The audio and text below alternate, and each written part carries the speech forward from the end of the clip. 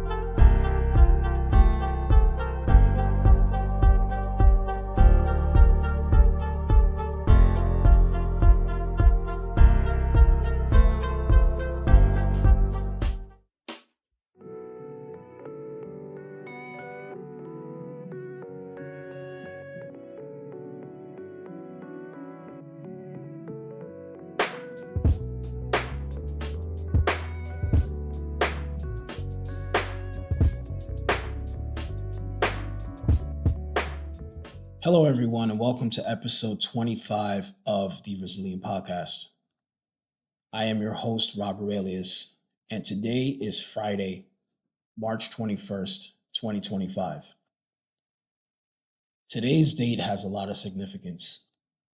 A year ago, on this day, my ex-girlfriend and I broke up. So it's marking a 1-year anniversary since my breakup with her. This episode, we're going to explore the complex emotions and growth experienced since that pivotal day. We're going to talk about embracing growth. I'm going to discuss the lessons learned, the ongoing healing process, and how this experience has reshaped my perspective on love and resilience. We're also going to talk about navigating this milestone. I'm going to share some strategies for confronting significant anniversaries and the emotions that evoke. So, before I get into this episode, I just want to take this time to congratulate myself and congratulate everyone that's been part of the Resilient Podcast, as we are also celebrating 25 episodes. It's a milestone for me. I started this journey back in April with Josh, and after certain uncertainties, I didn't think that I was going to continue to do this podcast, but here we are. So before we get into that, let me just have a toast, a Terramana toast at that, to celebrate this milestone of 25 episodes. I guess it's fitting that 25 episodes later, we are now talking about the most important date of this breakup, which is today. So, salud.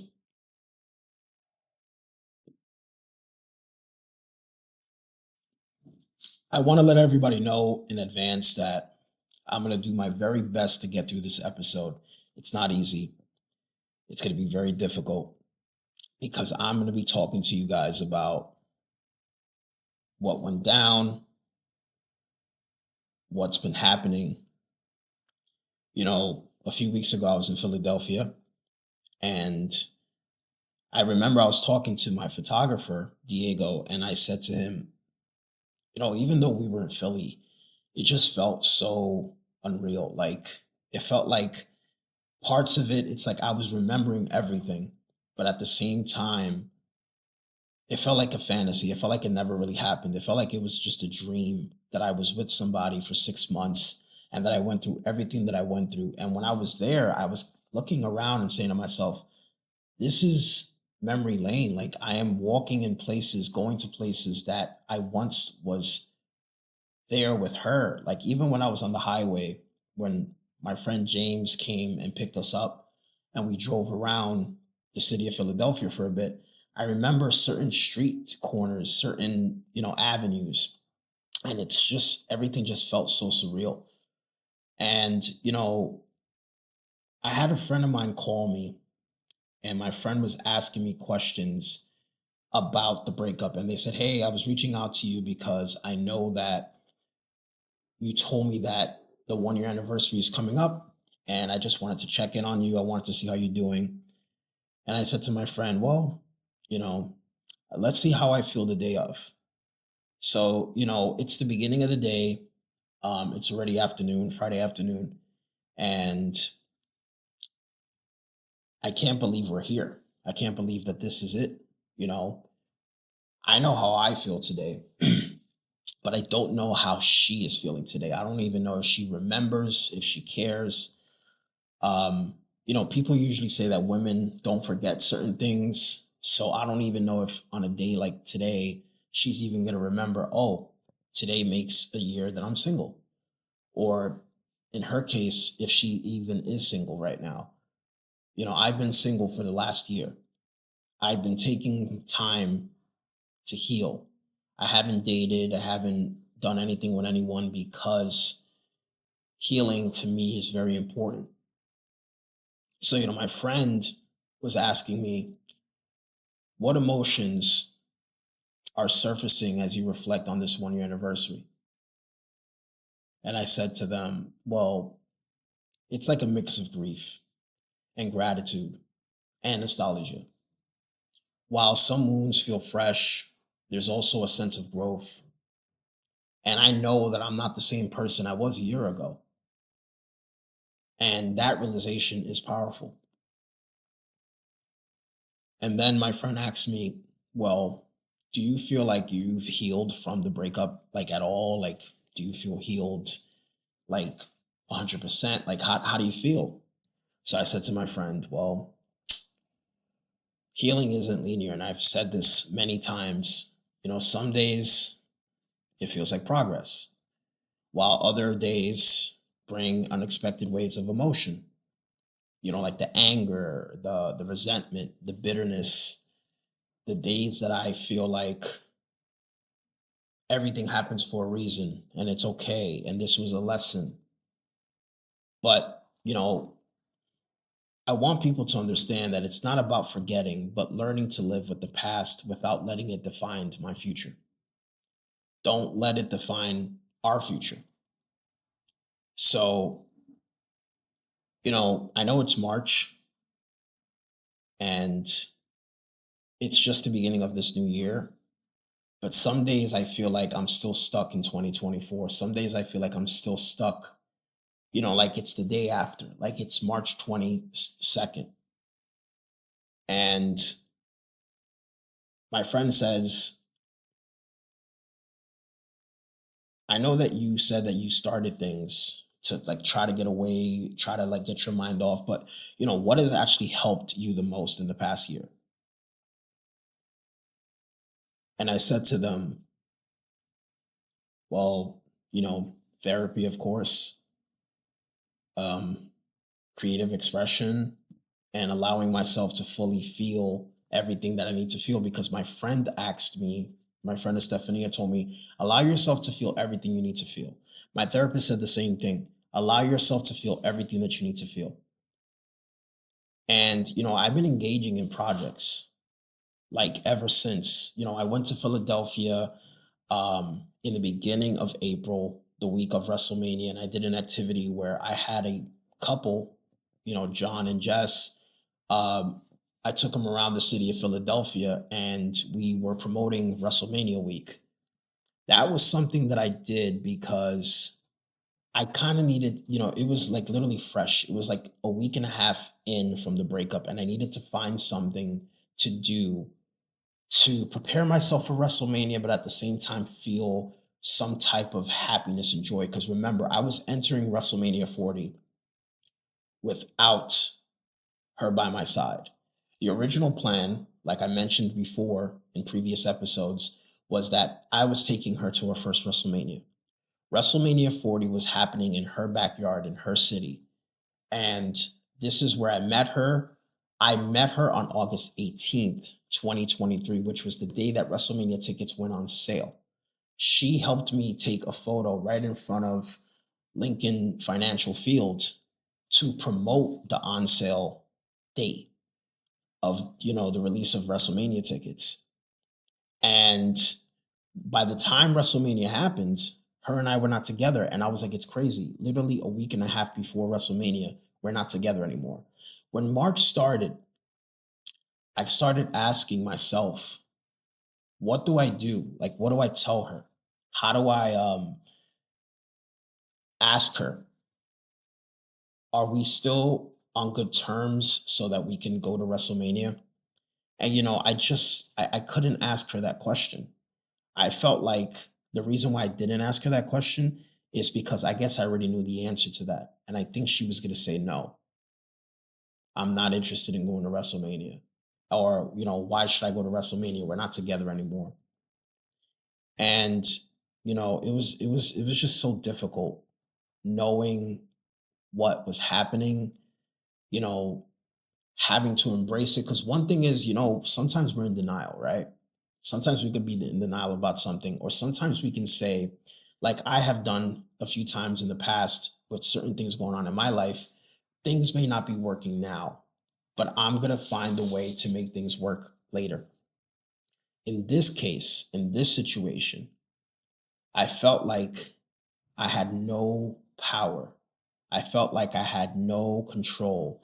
Not that I wanted to have control over the situation, but like I couldn't even, I felt like my hands were tied behind my back. I felt defeated. I felt like, Rob, you're wasting your time if you ask her to go to WrestleMania with you. You're wasting your time if you ask her for certain things because the response is going to be no. I know the only thing I was able to ask her in relations to WrestleMania was when I had said to her, hey, I received an email from WWE and they denied my media credentials for this year because they said that the reason why is because this year, with it being WrestleMania 40, like the 40th anniversary of WrestleMania, with TKO buying the company a few months ago, um, there was so many changes. So they were only letting like the highest form of media people be part of the media team this year. And unfortunately, I was not approved. My photographer, Diego, was not approved either. Another photographer that I had who had applied, Nikki, she also was denied, even though she already had plans to go to WrestleMania. Diego already had plans to go to WrestleMania because he already had bought his tickets. So I remember asking her, like, hey, um, did you get an email from WWE? And I think she had said something like she had not checked. And we left it at that. And I never asked her ever again. Um, when I applied for her, I had shared that even though she wasn't part of the media team, she wanted to attend as media because, she has military experience and it would just be a good experience for her overall. Fast forward, I realized that if I just sat there and allowed all these emotions to consume me, which there was days that I did. There was days that I just said, I'm not working today. I'm taking a mental health day. And I allowed all those feelings to attack me. And there was a lot of anger and there was a lot of pain and there was a lot of, bitterness and just frustration. And I kept asking God, like, why is this happening to me? Why do you make me fall in love with this person so deep to then just snatch them away from me? Like, what's the lesson behind this? When am I going to learn the lesson from this? When am I going to understand why this happened? So I had to continue to put myself in activities.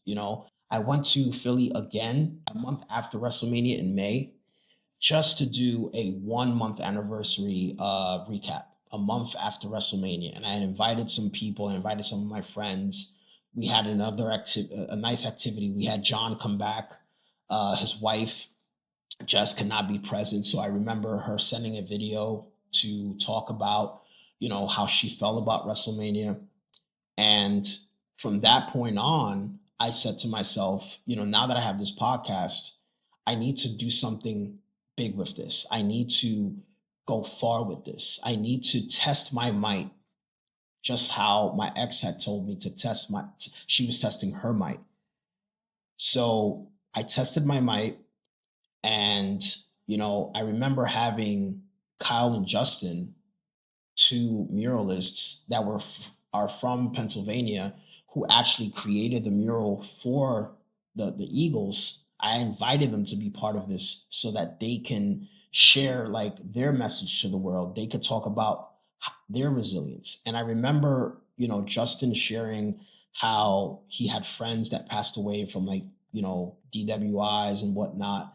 And Kyle's story was so significant because Kyle lost his sister, and his sister, passed away from cancer. And, Kyle realized he had to be resilient. And, just listening to these stories really, really warmed my heart up. Just listening to stories in general. And like when I decided to start the Resilience Tour, just as shortly after Josh decided he didn't want to be part of the podcast anymore, I decided to do this Resilience Tour. And, with that, I created the Resilience Project. And, I surrounded myself with supported individuals. And that was very crucial. That was very crucial to, that's how I met James. That's how I met all the people that I've met throughout this whole entire journey. Eventually as the months went by, Diego got really busy. This time I had a meeting with Diego where I sat down with him and I said to him, Diego, you're not just going to help me with ARCG anymore, but I'm documenting my life right now. I'm documenting all these things that are happening to me. And I want you to be part of this. I want you to help me bring this stuff to life. And Diego was like, okay. And, remember, Diego was like not as experienced. He was just a photographer. He had a little bit of video skills, but when he started shooting the documentary with me, I realized how much he needed to learn. And I also realized how quick he learned. And, all the feedback he gave me, all the ideas that he had for this documentary, for the podcast. We started doing live podcasts, right? The first person that I recorded on a live podcast was Danny Ocean in Atlanta, Georgia. And we went from there, from simply having like one camera in the front, one camera in the corner, to literally this studio that I have behind me for those that are watching on YouTube. And, I have the definition of resilience right behind me. And I want to share that definition with you all. And it literally says resilience, the capacity of a person to maintain their core purpose and integrity in the face of dramatically changed circumstances, the ability to not only overcome setbacks, but to also move forward. And, you know, resilience has a lot of definitions. Some definitions are different. I remember someone that I met last year. He told me that resilience is something that we should have in our toolbox. And I've never heard that before. I even met, someone who has actually been on the podcast, my friend Cornelius, my friend and associate Cornelius. And I remember Cornelius telling me that he chooses not to live his life relying on resilience. So I've had different perspectives. I've had perspectives of people saying to me how resilience is so important in life, how me being a WWE fan, I didn't realize how much the WWE was using the word resilience. Even last year, when Cody was having his match with Roman to finally find redemption, and Cody actually finished his story. Before the match ended, one of the last things that Michael Cole said before Cody got, the pin and dethroned Roman Reigns, Michael Cole literally mentioned the word resilience. And resilience has been used so much in WWE. It's been used so much, around me. I've heard people randomly say the word resilience. Like I remember one time I was doing an event at Bloomingdale's for Dolce & Gabbana.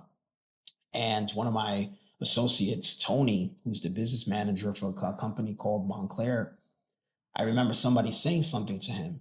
And I remember him responding to them with like, I've been very resilient. I've been very resilient for a long time. And I was like, it's crazy. The word resilience is following me everywhere I go now, just like Philadelphia follows me everywhere where I go now. So my friend asked me, Rob, looking back, do you see the breakup differently now? Like, how do you feel about the breakup? And I remember saying to them, initially, it felt like my world was collapsing, and it really was. It really did. My world collapsed right in front of my face, and there was nothing I could do about it because it happened so sudden. And now I view it as a turning point that forced me to confront my deepest fears and ultimately become stronger. I had no choice. I had no choice but to become resilient. I had no choice but to become stronger. My ex and I broke up during COVID, and I was still grieving the loss of my grandmother. Fast forward 2021 comes, my uncle passes away. Fast forward October 2022, on the day that we're supposed to be celebrating my uncle's 1 year anniversary of his death, my aunt dies that same day. She dies at midnight from heartbreak syndrome. So I'm still not processing everything. I'm still not, it's just everything is just so overwhelming, right? And then I finally, after a few times that I went through some pain and some lessons and whatnot, I finally meet someone in August of 2023. And I literally felt in the very beginning of that relationship like, wow, a lot of my problems, a lot of my pain, a lot of it is just going away now. Because I found someone who cares about me. I found someone who validates me for me. Not that I needed the validation, but just someone who accepts me for who I am. And at least I thought like that in the beginning, right? Because I explained to her who I was, why I am the way that I am, why I speak the way that I speak, why I believe in the things that I believe in. And she was okay with that. And she seemed at that very moment, at that very time in life, like the right person, like the one. And that's what made me gravitate even closer to her. I really thought that I found my soulmate. I really thought that I found the woman I was going to marry and the woman who was going to have my children. And then just like that, 6 months later, poof, gone. So I said to them, look, I don't know what the future holds, but what I do know is that I don't plan to suffer my entire life from this loss. I plan to get up, dust myself off, and try again and be open to love. I still love. I'm never going to stop loving. I'm a loving person. I'm a caring person. I care about people. I love love. I celebrate love. When I went through the time in my life that I had to watch people get engaged while I knew that I had an engagement of my own that I had planned, I wasn't angry at those people for getting engaged. I was happy for them. I found myself on Instagram, if I came across an engagement, literally writing to those people on their page, like commenting, congratulations. May God bless this engagement. And I wish you both the very best, strangers.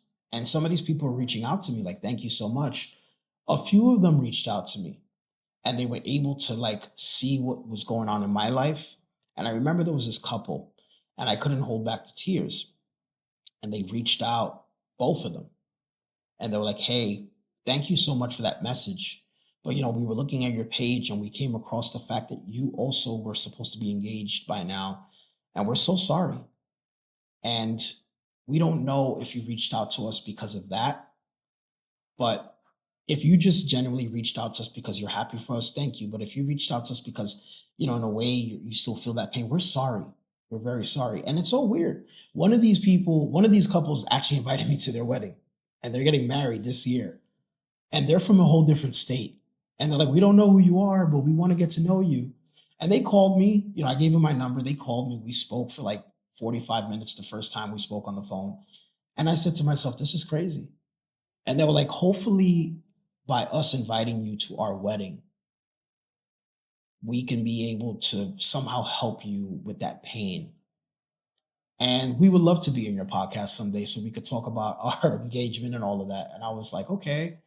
And I was like, it's getting crazy now. It's getting a little overwhelming. But, you know, I'm not reaching out to anyone so that they could feel bad for me. I didn't create the Resilience podcast. I didn't create the Resilience Tribune or even start this project, the Resilience Project, the documentary, for people to feel bad for me. I've had some people reach out to me and say nothing but negative things to me, but I've also had some people reach out to me and say positive things to me. When I have the negative, I just look at it and I'm like, yeah, a lot of their anger or a lot of the things they're saying to me is merely just, what it is. It's projection. These people probably went through it too, or these people just don't understand my pain. So they make fun of it and they dismiss it. I don't entertain those people. I don't even say anything to them. I don't even say things like F off or leave me alone. I just let them say whatever they want to say. Recently someone was attacking me on Instagram from a fake page, and someone who wrote an article noticed it and reached out to me and said, "Hey, do you see those comments that this person's leaving on your page?" And I looked and I saw that they commented on probably 5 or 6 of my pictures saying nasty, negative things to me. And all I did was I reported it to Instagram, but I didn't go out my way to find out who it was. I didn't reach out to them. I said, I'm not entertaining that. I'm not giving time to that type of energy. I'm not giving energy to that type of energy because it's not needed. You know, Dealing with that does not help me with my healing journey. But then I got the folks on the other side, the ones that are supportive, the ones that give me words of wisdom and encouragement and whatnot. And those are the people that I appreciate. Those are the people that I care for. And I've made some friends along this journey. I have a new friend, throughout this entire process. Her name is Jennifer, and she has been so supportive, so supportive. And she has given me so much advice. And she has sent me lengthy voice notes, just like I've sent her lengthy voice notes. And she has just been so supportive. And I've mentioned her before, and I told her how much I appreciate her. And she went through a similar journey. James is one of the people that has helped me put this project together, the Resilience Project. And James went through similar struggles and similar heartbreak. And along the journey, I've had people confess to me like I've been through it, or even people that are with me, part of my circle. They went through something after I went through what I went through, and it was easy for me. Imagine, with the fact that I'm going through it myself, wouldn't it be fair to say that I wouldn't be emotionally available to even give someone advice? But I've been able to give people advice despite of what I'm going through personally. I've been able to give them advice. I've been able to be like, look, this is how you handle this. This is how you handle that. And it's been multiple people, not just one person. It's been multiple people. And I've wanted the best for them, but at the same time, I've also wanted the best for myself. So I remember another question that my friend asked me was like, hey, how do you approach milestones like this? Like, these dates that carry so much weight. Like, how do you just how do you mentally prepare yourself for it? And I said to them, well, instead of avoiding them, which is what a lot of people do, a lot of people are emotionally avoidant. My ex was emotionally avoidant. You have to acknowledge and reflect. I know it sounds easier said than done, but you have to acknowledge and reflect. Because when you acknowledge and reflect, it's about honoring the past while recognizing the ongoing journey and the growth. And if you can't do that, that's fine. Seek professional help, like a therapist, or talk to someone special that you can confide in about the situation until you're able to feel that you are ready to acknowledge and reflect. When the breakup happened, I was hurt, I was confused, I was angry.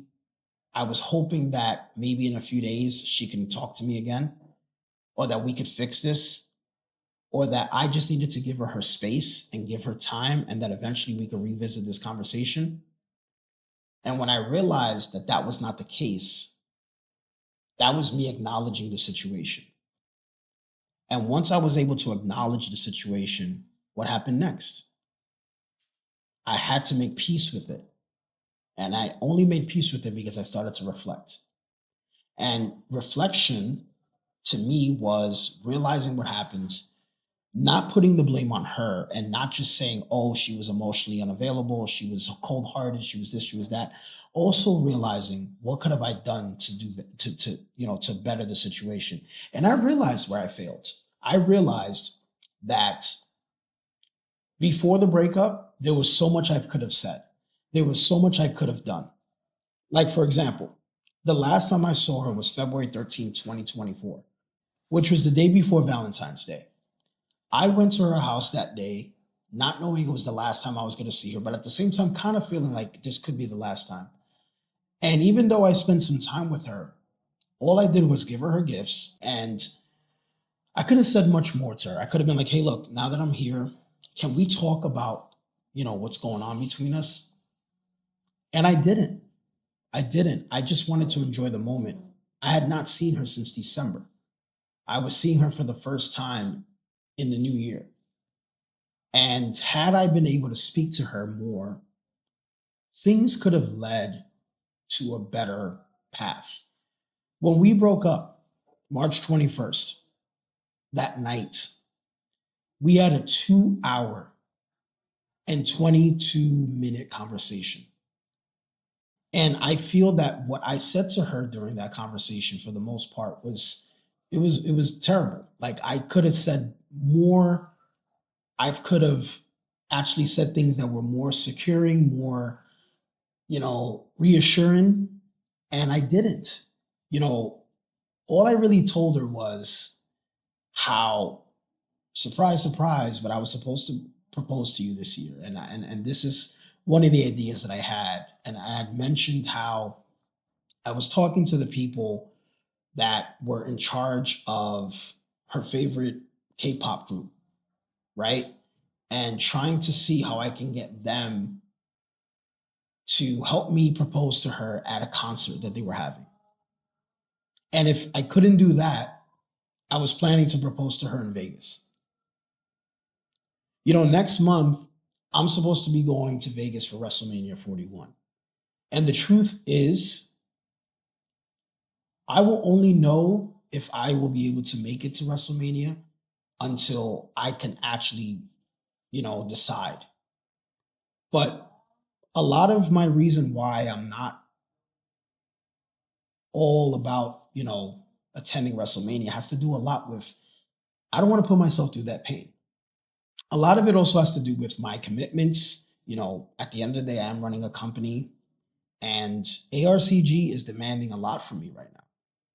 And I'm trying to balance everything. I'm trying to balance this podcast. I'm trying to balance the Resilience Tribune. I'm trying to balance ARCG, the stuff that I do with Dolce & Gabbana and all the other companies that I work with. I am only one person. So at the end of the day, I am trying to do what's best for me, for my mental, for my finances as well. But if I find myself in Las Vegas next month, we'll see what happens. But if I don't end up going, at least I know that I needed to take the time. So my friend asked me a question that really got to me. And they asked me, what's one thing you would have said to yourself a year ago if you could? And I couldn't answer them right away. And it got me really emotional. I couldn't think straight. It took me about 15 minutes to give him an answer. And there was so much I wanted to originally say. And I said, no, don't say that. Don't say that. Don't say this. Don't say that. And I finally came up with this. I said, look, if I could talk to Rob and I am talking to Rob right now, this is what I would say. You will survive this. It won't be easy, but you'll find meaning in the pain. And one day, you'll look back and realize just how strong you've become, how resilient you became. And, you know, right now, the way I feel, I'm feeling very indifferent. I'm feeling like I've been through so much this year already. I've been sick for a long time, like, immunity wise. In the beginning of the year, I was sick. There was this virus going around and people were catching it. And all I've been trying to do is give myself enough rest so that I can sound better, feel better. I've had a lot of inflammation, a lot of congestion, and I've been on like strong antibiotics. I haven't been able to enjoy Terramana as much as I want because I've just been taking a lot of medication. But I've been also focused on what's important, which is work and building the connections that I need to build. I'm surprised that I've made it this far. And the reason why, and I'm going to share why I feel the way I feel, is because after the breakup, I started questioning my worth. I started questioning myself. I started questioning my existence. And I was very open and honest with my therapist when she said to me, "How do you feel mentally? Have you felt suicidal?" And I said to her, "Yes, I have. I felt very suicidal." And, you know, a lot of people didn't know. My family didn't know. The people that I work with didn't know. Not even Maddie, not even Oscar, not even Diego, Carl. None of those people knew that until I told them. And you know how they say sometimes people have to check in on you? People were checking in on me, but I just wasn't ready to share that. I didn't even want to share with my ex because I said, if I share this with her, she's probably going to look at it and be like, oh, here he is trying to emotionally manipulate me. But, when I was able to share it with my friend Estefania, I saw her reaction and she was like, oh my God, Rob, seriously. And I said, I know. And, when I told my therapist is like, do you need medication? Like, do you want to talk to a psychiatrist? And I was like, nope, no. And I was like, this is my healing journey. Let me navigate this as best as I can. How I feel right now is, like I mentioned before, a little indifferent. I do want to say that I'm proud of myself for making it this far. And before I wrap up this episode, I want to say that life is short. And I remember in the last episode, I mentioned that we cannot allow people to control how we feel. And it's just the truth. We can't allow people to control our happiness. We just can't. Don't let people have control of your happiness. And also don't let people control your love and everything else. I gave my heart to someone last year, 2023. And last year they crushed my heart and they walked away like nothing. But I will say this. Tonight, I plan to listen to the recording of our conversation, our last conversation, because there was advice in that message. She gave me so much advice. And I have to be grateful for that. Even though she walked away, even though she never looked back, I think the reason why she never came back as of yet, and she hasn't said anything to me after that much, because we did have a few conversations after that here and there. But I feel like everything she needed to say, she said it that night. And then after that, she felt like she didn't have to say anything else ever again. And one of the things that she said to me was, make sure that you're doing better a year from now on this day. And I am proud to say that March 21st of 2025, I have accomplished so much with ARCG. We're celebrating 12 years this year. We are 25 episodes into the Resilient Podcast.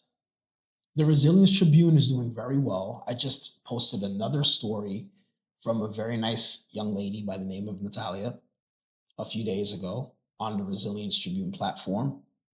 And for those that want to check it out, the website is www.resilienctribune.com.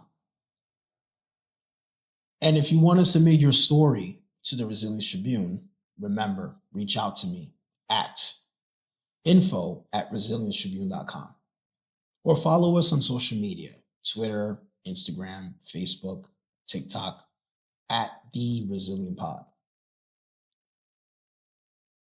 But tonight, I plan to just sit there, process everything, let my emotions do whatever it needs to do. And if I can get so much out of my system, great. But it's been tough. It's been a tough journey. I want to take this time to thank everyone who has been there, everyone that's helped, even the people that have had their difference of opinion towards whatever has been happening. I want to thank Oscar for putting these episodes together always, and all the editing that he does, and from the music to just all the great post-production. I also want to thank Diego, who has helped me shoot a lot of these episodes. Diego is actually the person behind this episode today. And I want to thank him for taking his time before his trip out with his family in Colombia for, dedicating time to help me put this episode out today. So, folks, we're reaching the end of this episode, and even though there were so many things I wanted to share,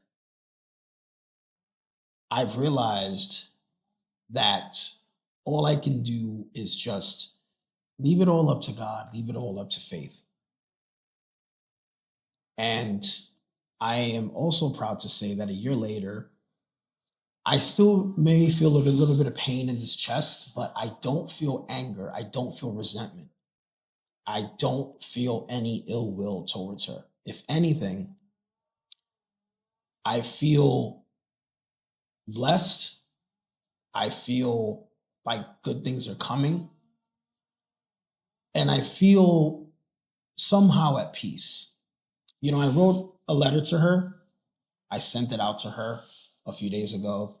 I'm not sure she received it by now. I'm not sure she ever will receive it. But I know that a lot of the stuff that I had to say, I wrote it on that letter. And I kept a copy to myself. And one day, if someone ever asks me something, I can read that letter to them. This episode was called Love, Loss, and Resilience. Episode 26, which will come out next week. I don't know what topic we're going to talk about. I might even have a guest on the show, because I did mention I wanted to have a guest on the podcast this month because it is Women's History Month. But like I told Diego, hopefully the next time I go to Philadelphia, I am able to not feel so much pain in my heart. But my message to the world today is simple. Be the best that you can be. Don't be so hard on yourself. Love yourself every single day. When you make a mistake, learn from it, take accountability, and move on. Don't blame anybody. Remember your role in the situation. Remember that life is short And don't take things for granted. Don't disrespect people that you love. Don't disrespect yourself. Seek value in yourself, because once you seek your value, those that are naturally supposed to gravitate towards you will. And that's something that my ex-girlfriend told me last year on this day. She told me, once you love yourself more and you respect yourself more, people that are supposed to be in your life, people that are meant to be in your life, are going to naturally gravitate towards you, and they're going to stay there forever. So I feel like this is all I have to say. There's more, but I also want to be mindful of time, and I want to go on with my day. I have so much to do today. And I want to take this moment